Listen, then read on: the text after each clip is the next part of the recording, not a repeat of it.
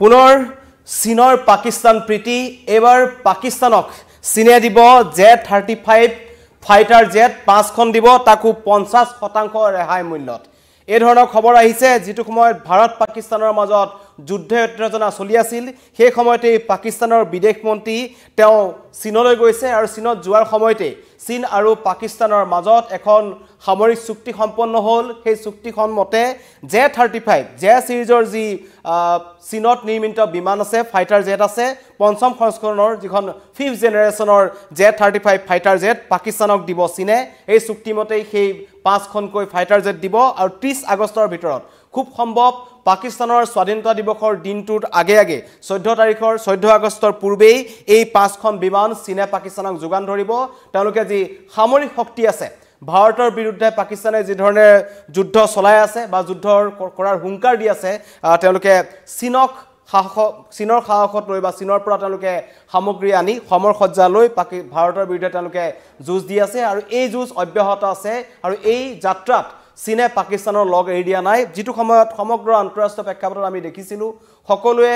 পাকিস্তানক সমালোচনা কৰিছিল পাকিস্তানৰ যি সন্ত্ৰাসবাদৰ সমৰ্থন আছে সন্ত্ৰাসবাদৰ পৃষ্ঠপোষক হিচাপে চীনক যি জনা গৈছে তাৰ পিছতো কিন্তু চীনে সমগ্ৰ বিশ্বক দেখাকৈ সেইখন দেশৰ বিদেশ মন্ত্ৰী তথা তেখেতলোকৰ উপ প্ৰধানমন্ত্ৰী যিজন ইছাকদাৰ বেইজিং ভ্ৰমণলৈ গৈছে আৰু বেইজিং ভ্ৰমণলৈ যোৱাৰ সময়ত আফগানিস্তানৰ বিদেশ মন্ত্ৰীৰ সৈতে তেওঁলোকে এখন ত্ৰিপাক্ষিক বৈঠকত মিলিত হৈছে সেই বৈঠকখনৰ অন্তত এতিয়া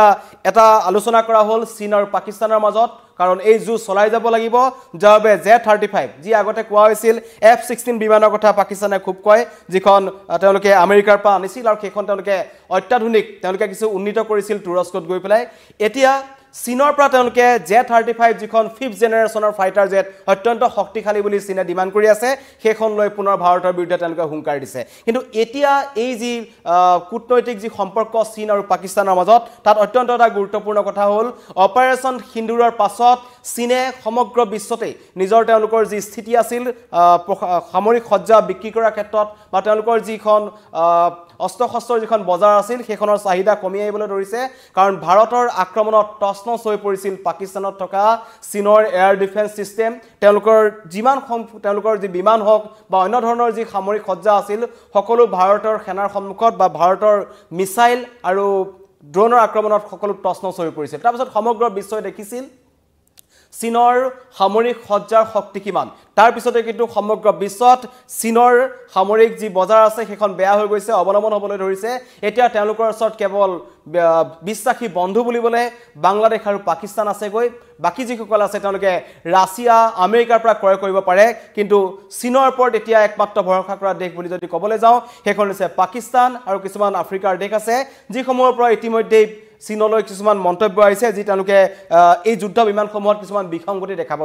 দেখা পাইছে বুলি তেওঁলোকে ক'ব বিচাৰিছে যাৰ ফলত 50% ৰেহাই মূল্যত তেওঁলোকে Z-35 বিমান এতিয়া পাকিস্তানক দিবলৈ সাজু হৈছে এখন সামৰিক চুক্তি সম্পন্ন হ'ল বেইজিঙত যিয়ে পুনৰবাৰ প্ৰমাণ কৰিলে যে সন্ত্ৰাসবাদৰ পৃষ্ঠপোষক দেশ যিখন ভাৰতৰ শত্ৰু ৰাষ্ট্ৰ পাকিস্তানক আও প্ৰক্ৰিয়াকৈ কিন্তু চীনে সহায় কৰি আহিছে আগতেও কৰিছিল এতিয়াও কৰিছে হয়তো ভৱিষ্যতেও কৰি যাব তেওঁলোকে পাকিস্তানে কিছুদিন পূৰ্বে আন্তঃৰাষ্ট্ৰীয় মুদ্ৰা নীতিৰ ফালৰ পৰা তেওঁলোকে 1 বিলিয়ন তেওঁলোকে ঋণ লৈছিল সেই ঋণ লৈ তেওঁলোকে ক'ত প্ৰয়োগ কৰিব তাক লৈ IMFৰ ফালৰ পৰা চৰ্ত দিব লগা হৈছিল কাৰণ ভাৰতৰ ফালৰ পৰা কোৱা হৈছিল পাকিস্তানে সমুদায় ঋণৰ ধন তেওঁলোকৰ সন্ত্ৰাসবাদী কাৰ্যকলাপ তেওঁলোকৰ সামৰিক যি বাজেট আছে তাত তেওঁলোকে প্ৰয়োগ কৰিব যাৰ বাবে IMFক সেই ধন দিবলৈ ভাৰতে মানা কৰিছিল কিন্তু IMFৰ ফালৰ পৰা সেই ধন মুকলাই দিয়া হ'ল সেই ক্ষেত্ৰত ডনাল্ড ট্ৰাম্পৰ যি স্থিতি আছে তাক লৈ আমেৰিকাৰ সামৰিক বিভাগৰ ফালৰ পৰা তেওঁ সমালোচনা কোৱা হৈছিল যে সন্ত্ৰাসবাদীৰ পৃষ্ঠপোষক দেশ পাকিস্তানক IMFৰ ফালৰ পৰা কোনো ধৰণত এই যুদ্ধজৰ্জৰ পৰিস্থিতিৰ মাজত ঋণ দিব নালাগে কিন্তু ঋণ দিয়াৰ দুদিন পিছতেই পাকিস্তানে সন্ত্ৰাসবাদীৰ বাবে তেওঁলোকে ক্ষতিপূৰণ ঘোষণা কৰিলে এতিয়া তেওঁলোকে সামৰিক কুচকাবাজৰ যুঁজা চলাই আছে তেওঁলোকে চীনৰ লগ লাগিছে আৰু চীনে তেওঁলোকক আগতে যিদৰে সহায় কৰি আছিল কাৰণ পেহেলগাম আক্ৰমণৰ সময়ত আমি এটা কথা স্পষ্টকৈ দেখিছিলোঁ পেহেলগামৰ যি 4টা সন্ত্ৰাসবাদী আহিছিল তেওঁলোকে যি অস্ত্ৰ-শস্ত্ৰ ব্যৱহাৰ কৰিছিল সকলো চীনত নিৰ্মাণ কৰা আছিল লগতে তেওঁলোকৰ যিসমূহ এপছ ব্যৱহাৰ কৰিছিল সেইসমূহ তেওঁলোকে চীনা ব্যৱহাৰ কৰিছিল আৰু পথ নিৰ্দেশনৰ বাবে যি এপছ ব্যৱহাৰ কৰিছিল সকলো কিন্তু চীনৰ তেওঁলোকে ব্যৱহাৰ কৰিছিল তেনে ক্ষেত্ৰত পূৰ্বেতো চীনে পাকিস্তানৰ সন্ত্ৰাসবাদী সংগঠন বা যিসমূহ ISI আছে বা পাকিস্তানী সেনাক উত্তৰপুত্ৰভাৱে সহায় কৰি আহিছে আৰু এতিয়া প্ৰক্ৰিয়াকৈ সমগ্ৰ বিশ্বই নেদেখাকৈ এই যুদ্ধৰ সময়তে কিন্তু পাকিস্তানক তেওঁলোকে যিখন 5th জেনাৰেশ্যনৰ অত্যাধুনিক এখন ফাইটাৰ জেট যিখন চীনে নিৰ্মাণ কৰিছে Z-35 সেই 5খন কিন্তু তেওঁলোকে 50% ৰেহাই মূল্যত পাকিস্তানলৈ আগবঢ়াইছে যাতে পাকিস্তানৰ সামৰিক ক্ষেত্ৰত ভাৰতৰ বিৰুদ্ধে যুঁজ দিয়াৰ ক্ষেত্ৰত সেই যুঁজাৰু বিমানকেইখনে মূল ভূমিকা গ্ৰহণ কৰে কাৰণ অপাৰেশ্যন সিন্দুৰৰ সময়ত আমি দেখিলো যে F-16 যিখন বিমান আছিল পাকিস্তানৰ মূল শক্তি বুলি তেওঁলোকে ক'ব বিচাৰে বায়ুসেনাৰ তেনেকুৱা 4খন কিন্তু ভাৰতে ভূপতিত কৰিলে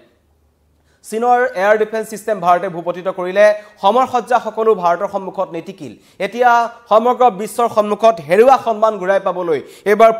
পুনৰ চীনে কিন্তু নতুন তেওঁলোকে কিছুমান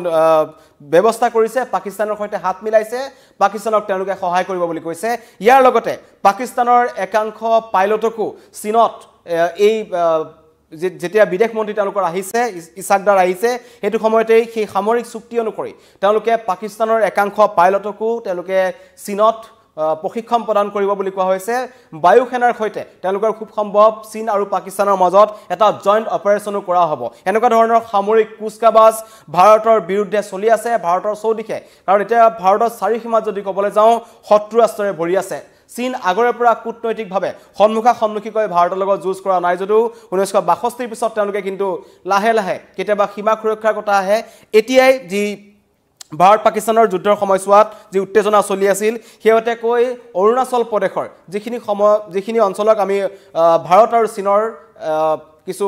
সীমাৰ সমস্যা থকা অঞ্চল বুলি চিহ্নিত কৰা হৈছে সেই তাৰে 27টা অঞ্চলক চিনাক্ত কৰি চীনে এখন নতুন মেপ তৈয়াৰ কৰিছিল সেই মেপখনৰ মতে চীনে কিন্তু এই বিবদমান এলেকাসমূহ তেওঁলোকৰ নিজৰ নাম দি পেলাই চীনৰ এলেকা অৰুণাচল প্ৰদেশৰ এলেকাসমূহ চীনে নিজৰ মেপত বা মানচিত্ৰত তেওঁলোকে নিজৰ নাম সন্নিবিষ্ট কৰিছিল তেনেকুৱা ধৰণৰ হেঁচা কিন্তু চীনে প্ৰয়োগ কৰি আছে আৰু তেনে ক্ষেত্ৰত উত্তৰ পূৰ্বাঞ্চল হওক বাংলাদেশৰ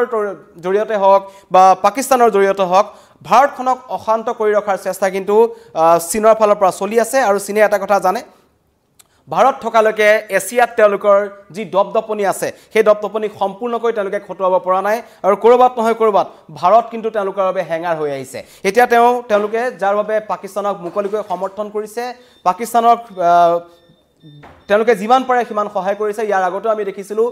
এটো অপ্ৰিয়লৰ সত্য কথা যে পাকিস্তানৰ প্ৰায় 60% সমৰসজ্জা তেওঁলোকৰ যিমানসমূহ অস্ত্ৰ-শস্ত্ৰ আছে তেওঁলোকৰ যিমান যুদ্ধ জাহাজ আছে তেওঁলোকৰ যি ফাইটাৰ জেট আছে সকলো কিন্তু চীনৰ ওপৰত তেওঁলোক নিৰ্ভৰশীল যিমান আমেৰিকাৰ ওপৰত নিৰ্ভৰশীল তাতকৈ যথেষ্ট বেছি তেওঁলোকে চীনৰ ওপৰত নিৰ্ভৰশীল চীনে তেওঁলোকক যিমান পাৰে সিমান সহায় কৰে কিন্তু তাৰ পাছতো এতিয়া চীনে থৰকা চুটি হেৰুৱাব লগা হৈছে কাৰণ অপাৰেশ্যন সিন্দুৰে চীন আৰু পাকিস্তানৰ যি সামৰিক শক্তি আছে হেতু পুনৰবাৰ উদঙাই দিছে আৰু কেনেকৈ অপাৰেশ্যন সিন্দুৰৰ সময়ত চীনৰ এয়াৰ ডিফেন্স সিস্টেম ধ্বংস কৰি পেলাইছিল লগতে তেওঁলোকৰ যি মিসাইল আক্ৰমণ কৰা হৈছিল তেওঁলোকৰ ফালৰ পৰা 24 ঘণ্টাত প্ৰায় 400ৰো অধিক মিসাইল তেওঁলোকে ভাৰতলৈ নিক্ষেপ কৰিছিল ভাৰতৰ বিমান ঘাটিসমূহক তেওঁলোকে টাৰ্গেট কৰিবলৈ চেষ্টা কৰিছিল কিন্তু ভাৰত আৰু ৰাছিয়াৰ যি এয়াৰ ডিফেন্স সিস্টেম আছে S-400ৰ সন্মুখত চীনত নিৰ্মাণ হোৱা সমৰসজ্জা কোনো ধৰণে নিটিকিল এতিয়া পুনৰ তেওঁলোকে হেৰুৱা সন্মান ঘূৰাই পাব বিচাৰিছে সেইবাবে তেওঁলোকৰ হাতত থকা একমাত্ৰ অস্ত্ৰ-শস্ত্ৰৰ যোনখন বজাৰ পাকিস্তানৰ বজাৰ লগতে সন্ত্ৰাসবাদীসকলক যিসমূহ অস্ত্ৰ-শস্ত্ৰ যোগান ধৰা হয় তালিবান হৈ গ'ল অল কায়দা হৈ গ'ল এই যি লস্কৰী তৈবা হৈ গ'ল জয়সি মহম্মদ এনেকুৱা সংগঠনবোৰক কিন্তু চীনৰ ফালৰ পৰা আওপকীয়াকৈ তেওঁলোকে অস্ত্ৰ-শস্ত্ৰ প্ৰেৰণ কৰি আছে ইয়াৰ আগতো আমি দেখিছিলো উত্তৰ পূৰ্বাঞ্চলৰ যিসমূহ উগ্ৰপন্থী সংগঠন আছে NSCN IM হওক উলফা স্বাধীন হওক তেনেকুৱা সংগঠনসমূহকো কিন্তু চীনৰ ফালৰ পৰা তেওঁলোকে সামৰিকভাৱে সহায় কৰি আহিছে যাতে উত্তৰ পূৰ্বাঞ্চলখনক তেওঁলোকে অশান্ত কৰি ৰাখিব পাৰে মিয়ানমাৰৰ ক্ষেত্ৰত আমি দেখিলো মিয়ানমাৰৰ যি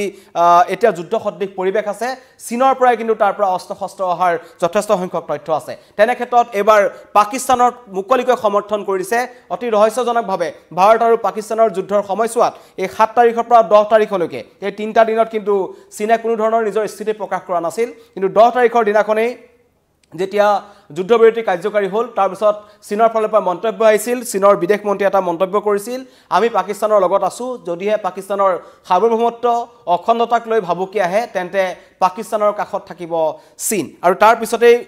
সমগ্ৰ বিশ্বই দেখিছিল যে চীনে কেনেকৈ সন্ত্ৰাসবাদৰ পৃষ্ঠপোষক পাকিস্তানক সহায় কৰি আহিছে এতিয়া পুনৰবাৰ প্ৰমাণ হ'ল কিদৰে ভাৰতৰ বিৰুদ্ধে আওপকীয়াকৈ পাকিস্তানক ব্যৱহাৰ কৰি আছে চীনে আৰু বিশেষকৈ এই পাকিস্তানৰ বিদেশ মন্ত্ৰীয়ে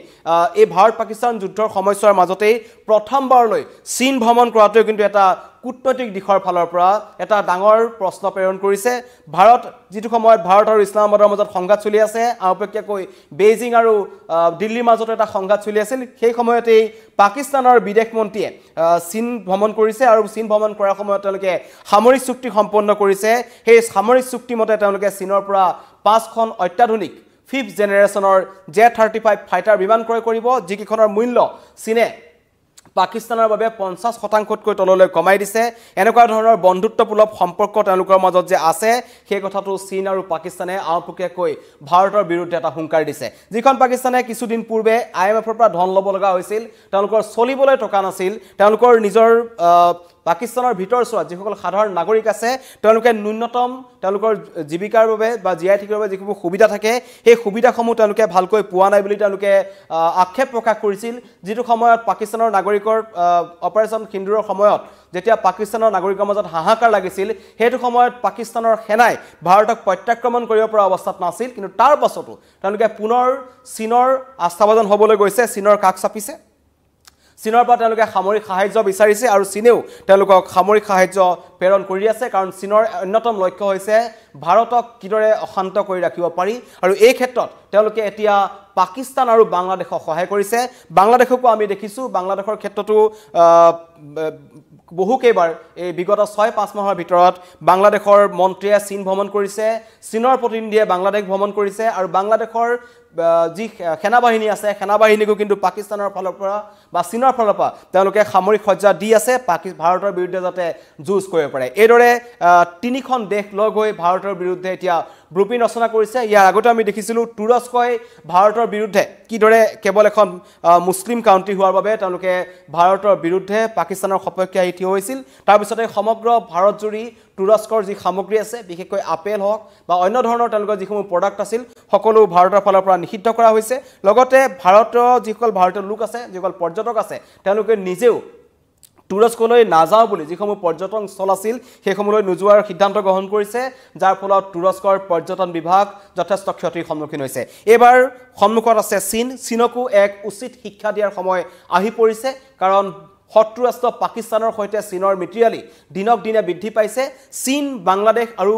পাকিস্তান মিলি ভাৰতক দুয়োটা দিশৰ পৰা কাশ্মীৰৰ ফালৰ পৰা হওক বা উত্তৰ পূৰ্বাঞ্চলৰ দিশৰ ফালৰ পৰা হওক অশান্ত কৰি ৰখাৰ পৰিকল্পনা কৰিছে এতিয়া একেলগে চীন পাকিস্তান আৰু আফগানিস্তান যেটো তালিবানৰ কথা কৈ আছো আফগানিস্তানৰ কথা তালিবানেও কিন্তু আওপকীয়াকৈ গৈ পাকিস্তানক সমৰ্থন কৰিব নিচিনা লাগিছে কাৰণ তেওঁলোকে গৈ চীনত ত্ৰিপাক্ষিক বৈঠকত মিলিত হৈছে আৰু ত্ৰিপাক্ষিক বৈঠকখনৰ অন্যতম